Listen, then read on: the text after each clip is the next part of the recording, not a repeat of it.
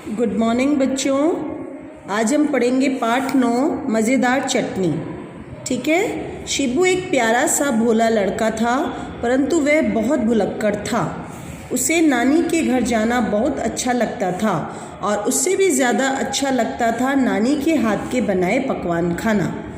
क्या है, शिबू एक लड़का है, लेकिन वो क्या था, भुलक्कड़ था। और सभी बच्चों को नानी के घर जाना अच्छा लगता है ना, और नानी के हाथ की बनाई हुई चीज़ें खाना भी अच्छा लगता है। तो शिबू को भी ऐसे ही नानी के हाथ का खाना बहुत पसंद था।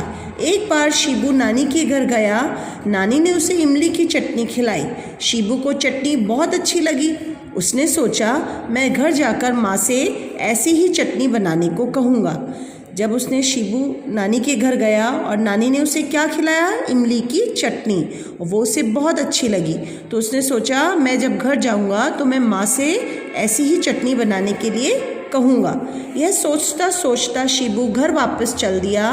रास्ते में वह इमली की चटनी चटनी इमली बोलने लगा। तभी रास्ते में उसे मौसी मिली। मौसी ने पूछा, कैसे हो शिबू?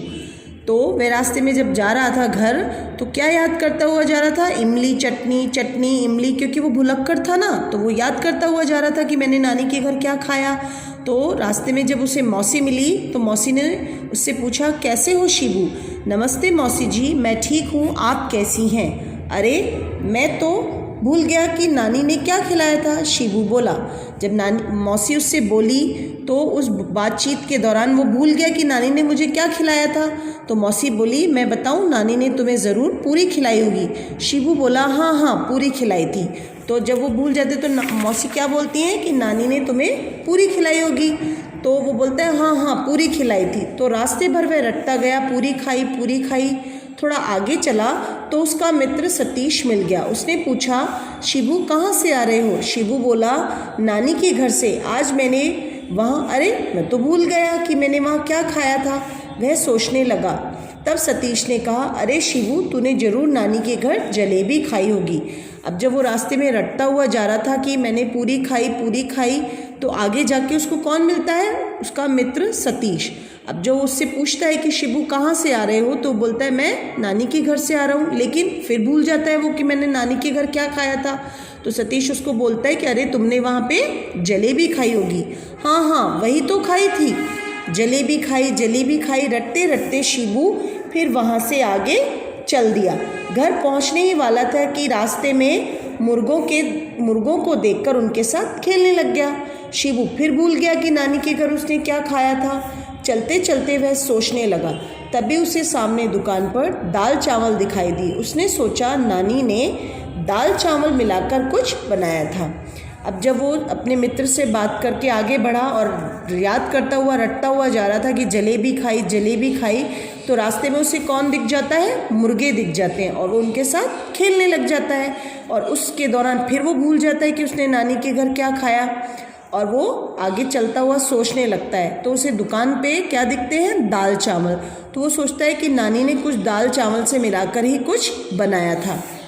घर आते ही शिबू ने कहा, माँ, आज नानी ने दाल चावल मिलाकर स्वादिष्ट सी कोई चीज़ बनाई थी, मेरे लिए भी बनाओ ना। माँ ने पूछा, बेटा क्या दाल चावल अलग अलग बनाए थे? जब वो घर पहुँच जाता है तो माँ को बोलता है कि माँ, नानी ने आज मुझे दाल चावल मिलाकर बहुत ही स्वादिष्ट सी कोई चीज़ खिलाई थी। तो माँ पूछती है, क्या दाल चावल अलग अलग बनाए थे? शिबू बोलता है, नहीं माँ, नानी ने एक बहुत स्वादिष्ट चीज़ बनाई थी। शिबू की बात सुनकर माँ ने खिचड़ी बना दी। खिचड़ी देखकर शिबू रोने लगा।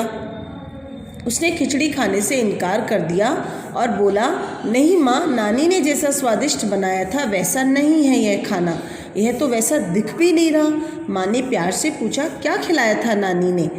तो शिबू बोलता है कि नहीं माँ, नानी ने एक स्वादिष्ट चीज़ बनाई थी, पर तो माँ क्या करती है, दाल चावल मिलाकर उसे खिचड़ी बना देती है। लेकिन जब वो खिचड़ी को देखता है तो वो बोलता है कि नहीं, ये नहीं था, ना तो ये दिखने में ऐसा लग रहा है, ना ही ये स्वाद में ऐसा है, वो तो नानी ने कुछ और ही बनाया था। तो माँ उससे पूछती है प्यार से कि क्या खिलाया था नानी ने? तो शिबू सोचता है, फिर सोचने लगता है, खीर नहीं, पूरी नहीं, मतलब उसे याद ही नहीं आ रहा होता कि नानी ने क्या खिलाया था।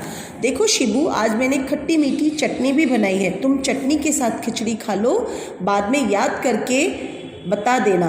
माँ ने कहा, हाँ माँ, मुझे याद आ गया, नानी ने मुझे इमली की चटनी ही तो खिलाई थी। शिबू खुशी से उछल पड़ा।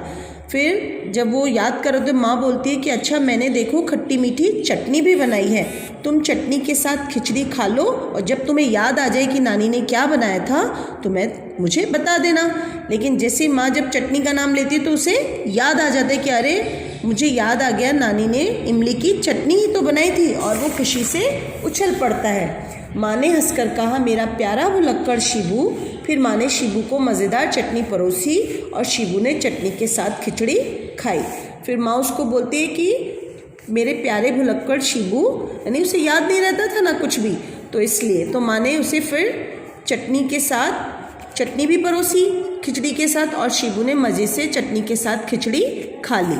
अब सब बच्चे आज इस पाठ को रीड करेंगे, ठीक है? कल हम इसके शब्दार्थ करेंगे। Okay, bye.